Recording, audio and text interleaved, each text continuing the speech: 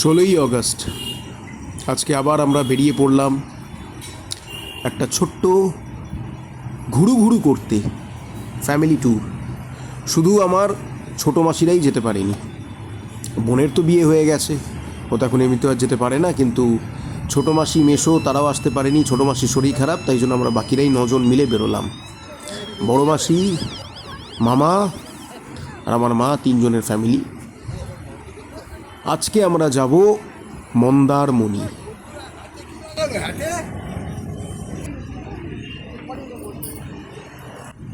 এই হোটেল আনন্দ, বরাবর আমরা এখানেই আমাদের ব্রেকফাস্ট সেরে থাকি।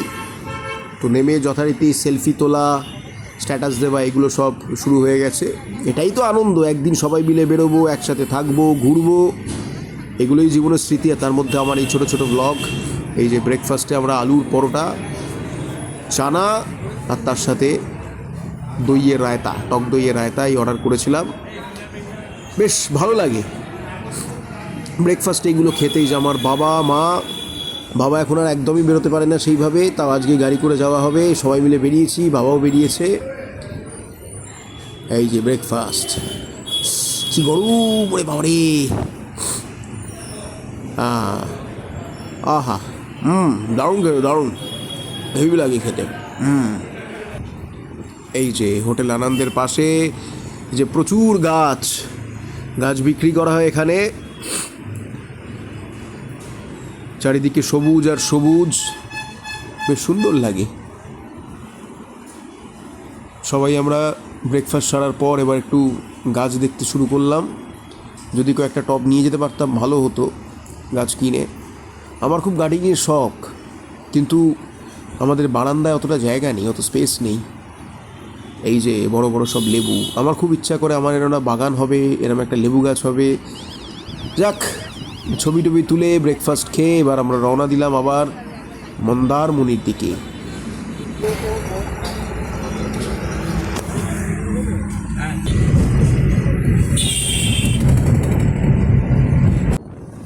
চারিদিকে সবুজ আর সবুজ, দিগন্ত বিস্তৃত,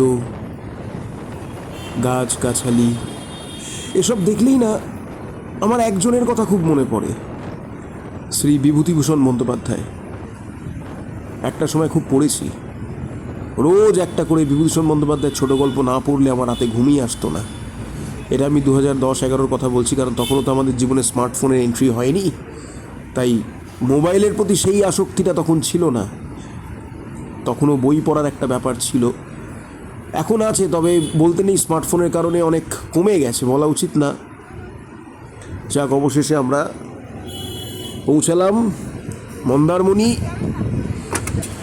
এইবার খানিকক্ষণ এখানে সময় কাটাবো। মন্দারমণির এই বীচটা একটু ফাঁকা থাকে।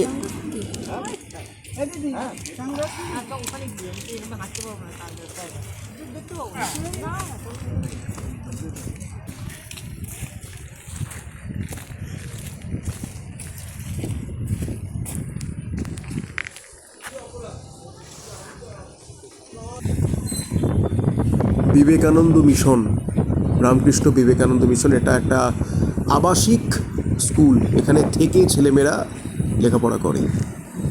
আমার খুব ইচ্ছা করে এই সমস্ত জায়গায় এসে থাকতে, এখানকার সাধারণ মানুষের সাথে মেলামেশা করতে। এভাবে বুড়ি ছোঁয়ার মতো করে ঘুরতে আমার ভালো লাগে না, মাঝে মাঝে ইচ্ছা করে বেরিয়ে পড়ি।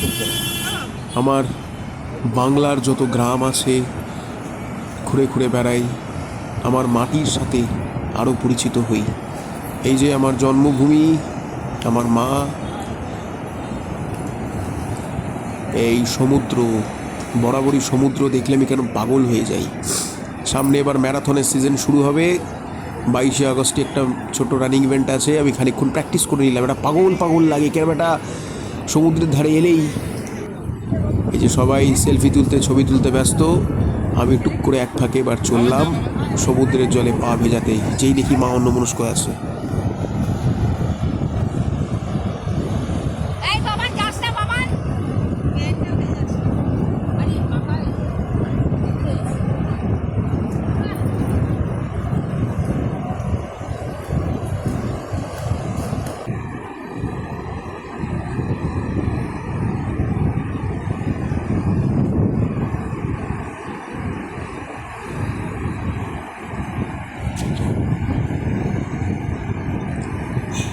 খানিকক্ষণ একা একাই ঝাউবনের মধ্যে দিয়ে একটু হেঁটে নিলাম, হেঁটে বেড়ালাম। কংক্রিটের জঙ্গলে থেকে অভ্যস্ত না, তো এখানে এলে মাঝে মাঝে ভীষণ এই যে মেঘ করে এসছে, কালো মেঘ চারিদিকে, এবার একটু একটু করে বৃষ্টি পড়তেও শুরু করেছে। তো ছবি টবি তোলার পর এবার আমরা রওনা দেব। এবার মন্দারমণির ওই জমজমাট জায়গাটাতে আমরা যাব, যেখানে অ্যাকচুয়ালি ট্যুরিস্টরা আসে, লোকজন আসে। কি সুন্দর লাগছে দৃশ্যটা, কালো মেঘ, সমুদ্র, একটা অদ্ভুত অনুভূতি। এবার আস্তে আস্তে আস্তে আস্তে হাঁটতে হাঁটতে এই যে নিকানো উঠোন, লাল লাল জবা গাছ, আহা, বারবার আবার সেই বিভূতিভূষণ বন্দ্যোপাধ্যায়ের কথাই মনে পড়ে যায়।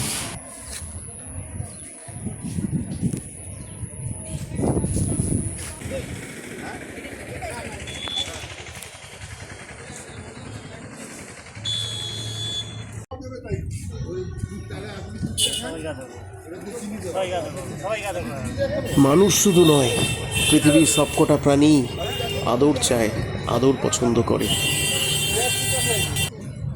এই নিরীহ প্রাণীগুলো, আমার এই ভাই নীলাদ্রি, ও যেহেতু ডগ লাভার, ওর বাড়িতেও পেট আছে, ওর গায়ের গন্ধতেই বুঝতে পেরে গেছে। সঙ্গে সঙ্গে কি দেখি ওর কাছে ছুটে চলে এসছে। এই আমার আরেক ভাই, মামার ছেলে বুম্বা, ওরও বাড়িতে পেট রয়েছে, ও ডগ লাভার, ওকে দেখে ওর কাছেও ছুটে এসছে। বা দুজনে মিলে ওকে বিস্কুট খাওয়াচ্ছে। এই ভালোবাসা, এই আদরের ভাষা সবাই বোঝে। এটা সার্বজনীন ভাষা, ভালোবাসা। আমরাও একটু চা খেয়ে নিলাম। চা খেয়ে আবার একটু ছবি টবি তুলব। একটা দিন বেরোনো হয়েছে, সবাই মিলে আনন্দ, গল্প।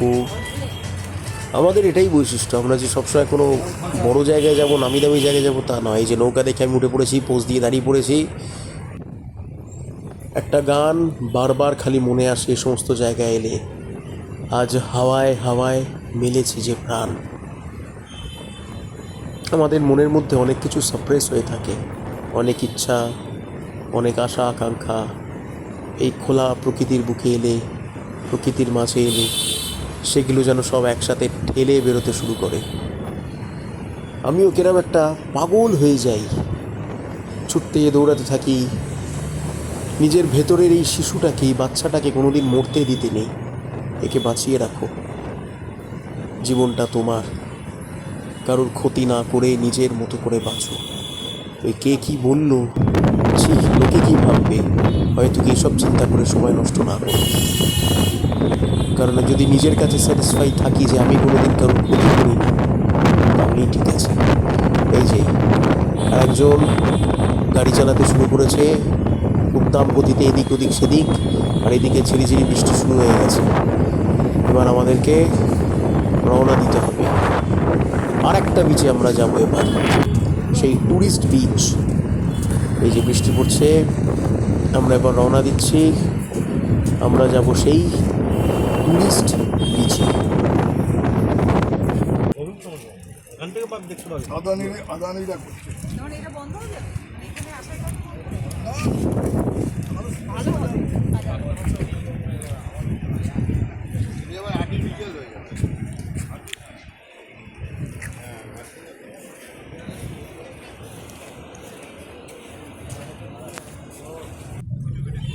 প্রবল বৃষ্টি শুরু হয়ে গেছে। একটা দিন বেরিয়েছি, তাও যদি এরমভাবে বৃষ্টি পড়ে তাহলে তো দুশ্চিন্তার কারণ সেটা। যাক, দেখা যাক। আপাতত আমরা চললাম আমাদের পরবর্তী জায়গায়, পরবর্তী লক্ষ্যে। এই যে চলে এসেছি মন্দারমণিতে, ট্যুরিস্ট বিচে। এখানে অনেক ঘিঞ্জি বেশি, লোকজন বেশি। তো এবার এখানে আমরা আগে খাওয়া দাওয়া করবো। কিন্তু তার আগে আমার মনটা একটু চা চা করে উঠলো। আমার আগের চাটা ঠিক পছন্দ হয়নি। নিজের এক জায়গায় চা হচ্ছিল, তো আমি আর আমার ভাই বুম্বা দুজনে মিলে একটু চা খেয়ে নিলাম। তখনও খাবার অর্ডার দেওয়া হয়নি। আমি প্রকৃতপক্ষে একজন চাতাল, চায়ের নেশা আমার। এই যে কাঠের বিভিন্ন জিনিসপত্র, আমরা কিছুই কিনবো না। একদিনে ছোট্ট একটা 200 ট্যুরে এসেছি, সেভাবে কেনাকাটির কোনো ব্যাপার নেই। এইবার আমরা যাব লাঞ্চ করতে। এই যে পমফ্রেট মাছ ভাজা, তার সঙ্গে চাউমিন, হালকা ফুলকা ছোটোখাটো একটা দিন। আজকে আমার চিট ডে। এই যে চাউমিন, এগ চাউমিন, আর তার সাথে পমফ্রেট মাছ ভাজা, আর একটা আছে চিলি চিকেন আছে। চিলি চিকেন এখন আসেনি, অর্ডার দেওয়া হয়েছে। খেয়ে দিয়ে এবার দেখা যাক, বৃষ্টিটা যদি কমে তাহলে একটু বিচে বসা যাবে। ওই যে খেয়ে উঠে আমরা এখন অপেক্ষা করছি বৃষ্টিটা যদি কমে। এই যে এই রেস্টুরেন্ট সাগর কন্যা, এইখানে আমরা খেলাম, বেশ ভালোই খাওয়া দাওয়া। কিন্তু বৃষ্টি এইদিকে পড়েই চলেছে, বৃষ্টি থামার নাম নেই। আমরা হতাশ হয়ে সিদ্ধান্ত নিলাম এবার আমাদেরকে ফিরতে হবে। যে কাজু বাদামের দোকান, সেই অর্থে কিছুই কিনিনি আমরা মন খারাপ করে সব দাঁড়িয়ে আছি, কারণ একটা দিন বেরোলাম, একটু বিচে যে বসবো সেই উপায় নেই। তো এবার আমাদেরকে রওনা দিতে হবে, এছাড়া উপায় নেই। তার কী করা যাবে, আমরা একে একে সব গাড়িতে উঠতে লাগলাম। এবার আমাদের বাড়ির উদ্দেশ্যে রওনা দিতে হবে। আবার হয়তো কোনো দিন বেরোবো। এখন সবাই আমরা খুব ব্যস্ত হয়ে পড়েছি, সময় বার করে সবাই মিলে অ্যাডজাস্ট করে বেরোনোটাই হচ্ছে একটা কঠিন ব্যাপার। তাও চেষ্টা করি অন্তত একটা দিন সময় বার করার, বছরে একদিন দুদিন, এটা তো প্রয়োজন আছে না। সবার সাথে সবার যোগাযোগ, এটা খুব খুব জরুরি। টাটা, চললাম। আবার দেখা হবে অন্য কোনো ব্লগে, অন্য কোনো বিষয় নিয়ে আবার ফিরে আসবো। ভালো থাকবেন সবাই, সাবস্ক্রাইব করুন আমার চ্যানেল রাহুল স্টেশনারি।